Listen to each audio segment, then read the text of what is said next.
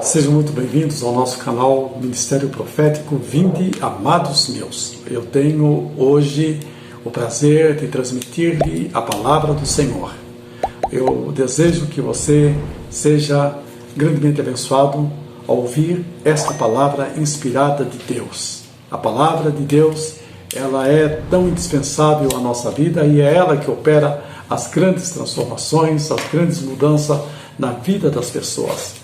E eu hoje quero ler para você um texto bíblico que se encontra no livro de Atos dos Apóstolos, capítulo 27, versículo 14, que diz o seguinte. Encontramos este texto, a seguinte descrição: mas o tempo mudou de repente e um vento com força de furacão chamado Euroquilão soprou sobre a ilha e nos empurrou para o mar aberto. Eu quero falar hoje com vocês sobre o seguinte tema: ventos da vida. Aqui nós encontramos um relato de uma viagem que o apóstolo do Senhor, Paulo, fez em direção à Europa. E ele, a certa altura da sua viagem, eles começaram a enfrentar dificuldades. A viagem tornou-se muito perigosa. E eles então começaram agora a lutar contra ventos e tempestades que se levantavam, inicialmente de maneira não muito forte, mas de maneira mais leve, e elas iam se intensificando cada vez mais. E na descrição dessa viagem nós encontramos um relato que a certa altura o navio estava sendo combalido, isso é, jogado de um lado para o outro pelas ondas bravias por causa do impacto dos ventos. E eles então começaram a ter surpresas desagradáveis na sua viagem.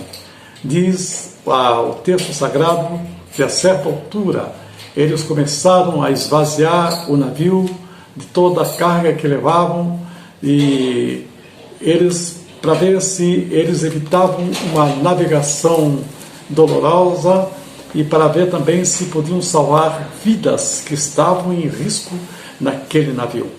E encontramos que a certa altura o navio estava à deriva no mar e ele não podia mais pegar o seu rumo certo e já não estava navegando como deveria ser.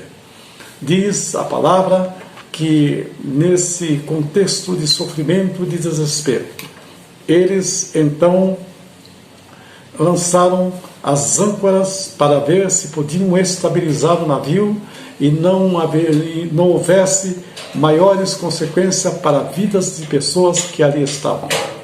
Nós encontramos então que nesta viagem essas surpresas começaram também a jogar as pessoas, a tripulação, em desespero, em angústia.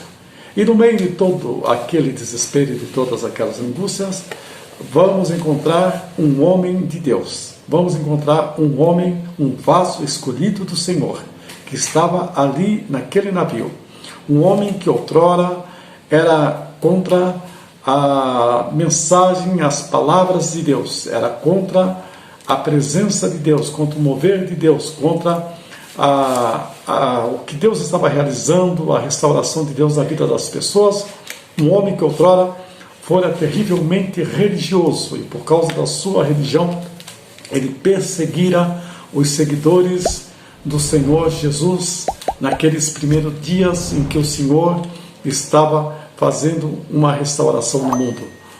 Mas depois este homem se tornou uma forte testemunha das grandezas e do amor de Deus. Ele agora, mesmo praticando a sua religião, ela passou por um impacto da renovação, da presença de Deus, do que Deus estava fazendo, a aliança renovada, o que Deus estava fazendo naqueles dias. Este homem fora atingido por esta visitação de Deus. E agora se tornou uma testemunha, um apóstolo, um emissário, um homem que levava as boas novas do reino de Deus para todas as pessoas e para todo mundo. O que é mais importante é que no meio do desespero, parece que as pessoas estavam perdendo as esperanças, e quem não perde a esperança no meio da tempestade, no meio do mar, para onde olhar só os imensos oceanos, o imenso mar profundo, o que podia trazer-lhes esperança naquele momento. Foi então que aquele homem, com muita confiança em Deus, aquele vaso escolhido pelo Senhor, ele agora acalmou aquelas pessoas, dizendo que eles podiam estar seguros, porque o Senhor estava olhando para eles. E ele disse: vocês não têm medo, porque um anjo de Deus me disse que ninguém vai se perder, as vidas serão salvas. E eles agora lançaram âncoras ao mar para estabilizar o navio. E nós encontramos que, dentre aquelas âncoras que eles lançaram para estabilizar o navio, nós podemos aprender algumas lições importantes quando a nossa vida está alicerçada num relacionamento pessoal com Deus. A religião, ela não pode proporcionar uma estabilidade para uma vida em tempos de angústia, em tempos de desespero. A religião, ela não pode fazer isso. Mas uma pessoa que tem um relacionamento com o seu Deus, com o Deus verdadeiro, Criador dos céus e da terra, pode enfrentar os ventos da vida, as tempestades que se levantarem. E foi o que aconteceu. Lançaram as âncoras.